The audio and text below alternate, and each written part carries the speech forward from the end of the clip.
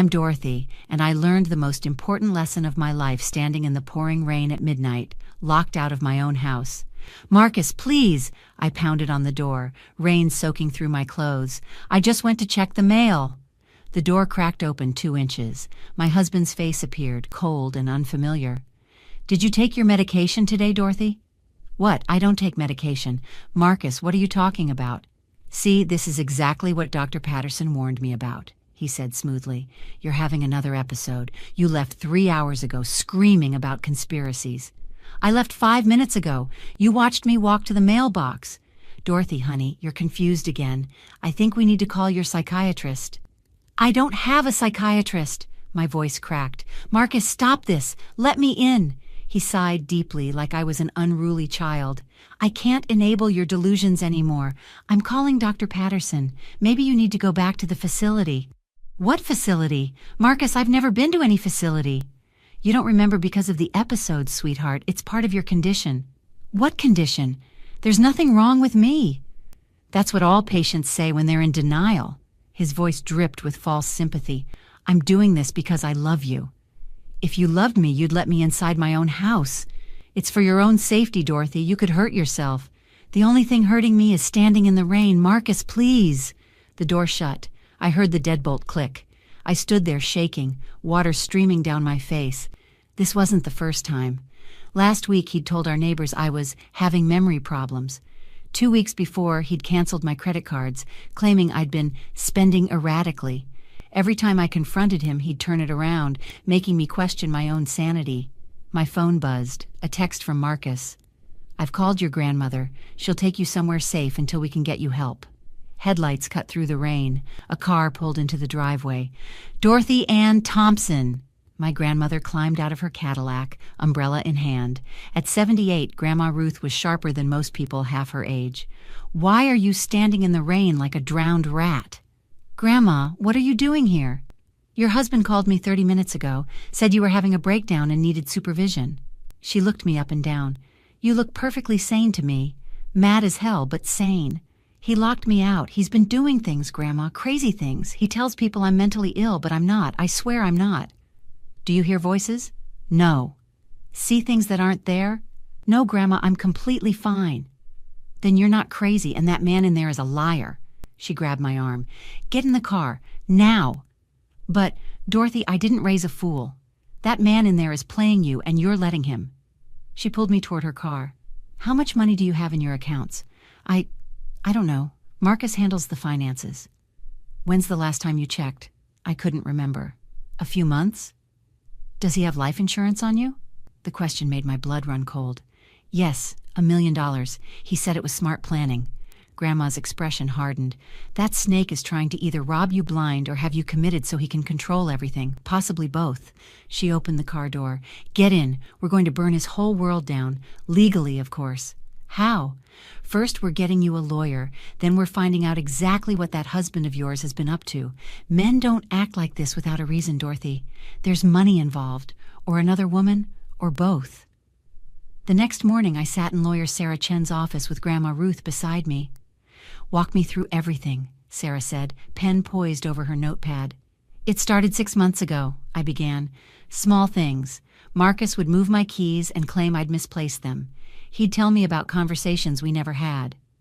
Classic gaslighting, Sarah noted. Continue. Then he started telling other people I was sick, our neighbors, his family, even my doctor. He scheduled a psychiatrist appointment without telling me. Did you go? No, I didn't even know about it until the office called asking why I'd missed it. When I asked Marcus about it, he said I'd made the appointment myself and forgotten. How did that make you feel? Insane, like I was actually losing my mind. I started questioning everything I did, everything I remembered. Sarah leaned forward. That's exactly what he wanted. Dorothy, I need to ask you something important. Do you have access to your bank accounts? I shook my head. He changed all the passwords 2 months ago, said it was for security after a data breach. Did you verify there was actually a breach? No, I trusted him. We're getting those records today, Sarah said firmly.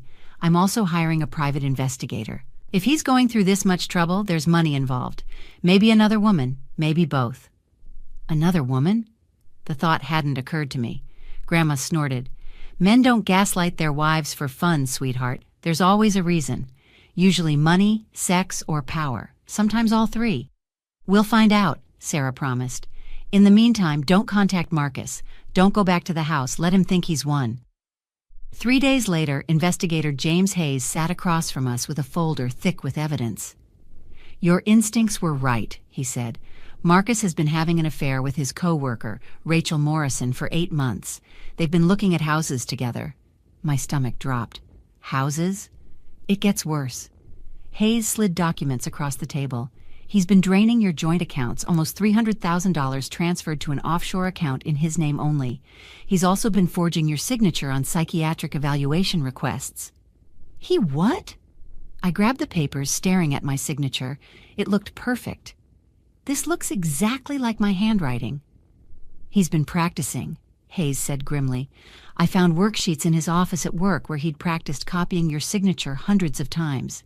He's been trying to have you declared mentally incompetent, Sarah explained. If he succeeded, he'd have complete control of your assets, including the inheritance from your parents. That's $1.2 million, Grandma said coldly. Plus your house, your retirement accounts, everything. There's more, Hayes continued.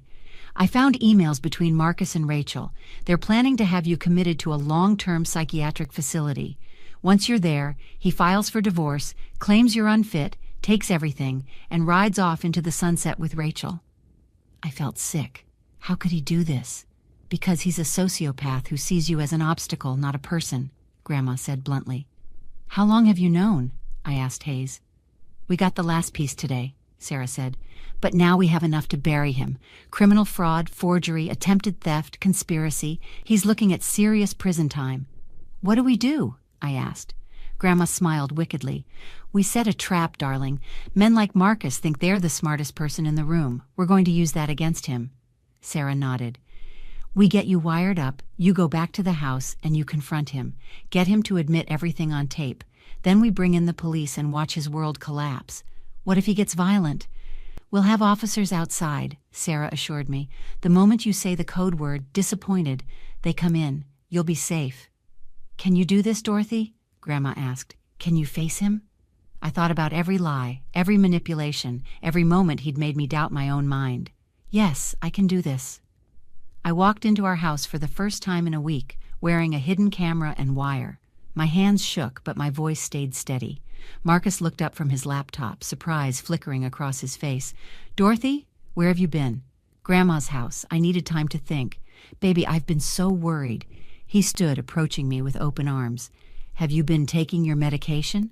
What medication, Marcus? I kept my voice steady, remembering Sarah's coaching. I've never been prescribed any medication. Dr. Patterson prescribed it last month, remember? For your episodes? I've never met Dr. Patterson, but you know that, don't you? His expression shifted slightly, the mask slipping. Dorothy, you're confused again. This is exactly what we talked about. We never talked about anything. You gaslighted me. You made me think I was losing my mind. That's paranoid thinking, honey. Maybe we should call Dr. Patterson right now. Stop it! I pulled out my phone. I know about Rachel. His face went pale. What? Rachel Morrison, your co-worker, the woman you've been sleeping with for 8 months, the woman you've been house hunting with. That's ridiculous. You're paranoid.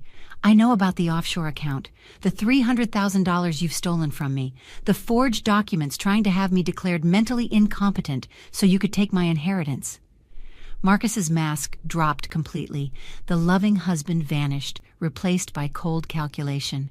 You can't prove any of that. Actually, I can. I placed a folder on the table. Bank records, emails between you and Rachel planning my commitment, forged psychiatric evaluations with my signature that you practiced copying, all of it. Those are private. He lunged for the folder. Don't touch it. Detective Morrison stepped through the front door, badge visible. Behind her came Sarah and 2 uniformed officers. Marcus Thompson, I'm Detective Morrison. We need to talk about some serious allegations of fraud and forgery. Marcus backed away, his confidence crumbling. This is insane. She's crazy. I was trying to help her. Really? Detective Morrison pulled out her own folder. Then explain the emails we found where you and Rachel Morrison discussed getting rid of the crazy wife and taking everything she inherited from her dead parents. I never... those were taken out of context. Explain the forged signature on psychiatric commitment papers, Sarah added, or the offshore account you opened using your wife's social security number without her knowledge or consent. That's identity theft and fraud, Detective Morrison said, plus conspiracy, forgery, and attempted grand larceny.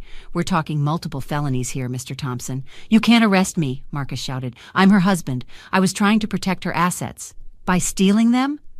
I found my voice stronger now. By trying to have me locked away in a psychiatric facility so you could take everything my parents left me? So you could live happily ever after with Rachel while I rotted in some institution? It wasn't like that. Then how was it, Marcus? Explain it to me. Rachel suddenly appeared in the doorway, still in her work clothes.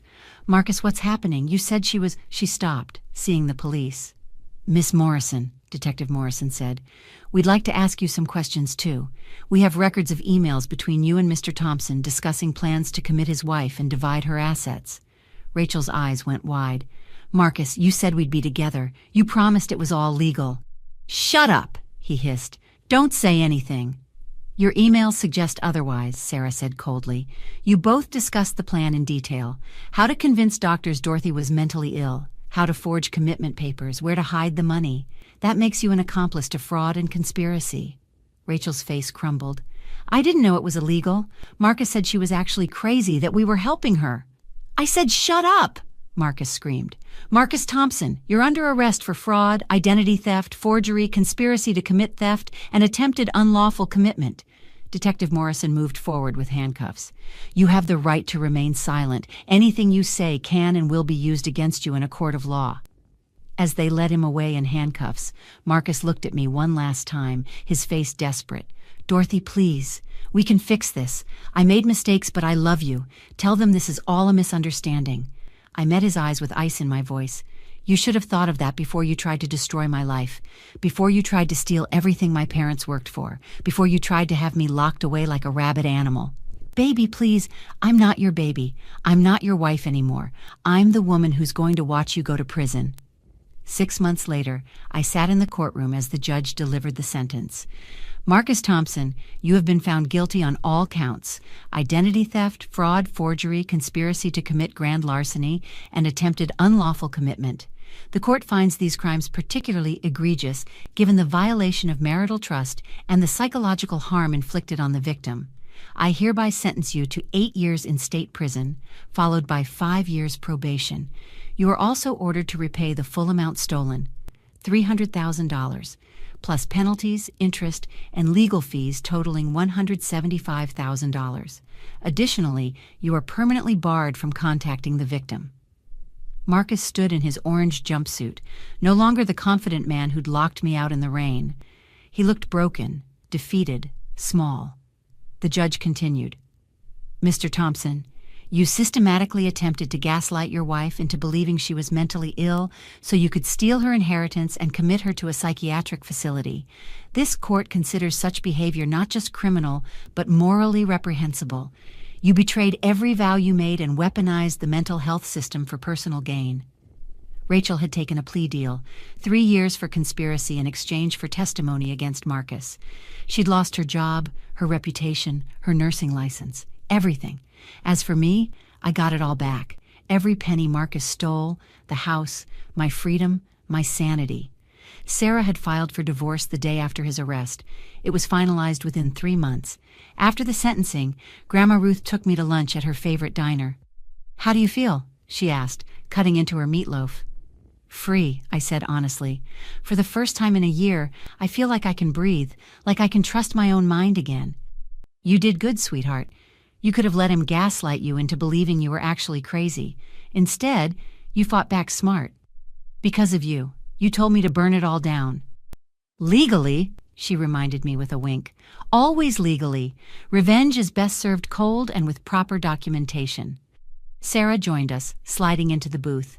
The house officially transfers back to you tomorrow. All accounts are unfrozen. Marcus's appeals were denied across the board. He's done. Good. He deserves every second of those 8 years. There's one more thing, Sarah said carefully. Marcus's lawyer approached me this morning. Marcus wants to apologize, ask for your forgiveness.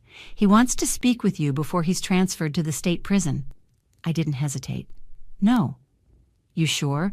Some people find closure in hearing an apology. I don't need closure from him. He tried to steal my life, my money, my sanity. He would have locked me away and let me rot in some facility while he lived off my parents' money with his mistress. I set down my fork, my voice firm. Some things don't deserve forgiveness, Sarah. Some betrayals are too deep, too calculated.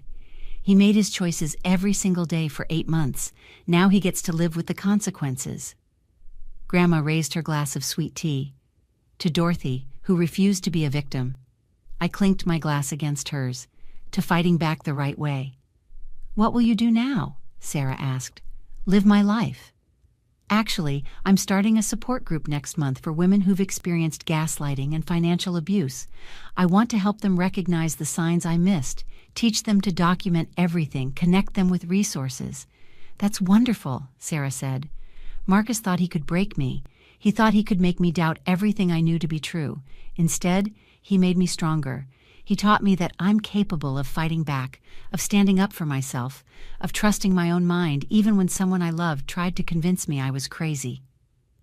Now I run that support group twice a week. I help women recognize manipulation tactics, teach them to trust their instincts, show them how to gather evidence and protect themselves legally. Marcus thought he could destroy me. Instead, he created someone who helps other women avoid the same fate. I never saw Marcus again after that courtroom. He sent letters from prison, apologies, explanations, pleas for understanding. I burned every single one without reading them. Some people don't deserve second chances. Some betrayals can't be forgiven, and that's okay. Have you ever had someone try to convince you that you were crazy when you knew the truth? What would you have done if someone you trusted was secretly planning to destroy your life and steal everything you had? Like and subscribe for more stories about people who refused to be victims and fought back the right way.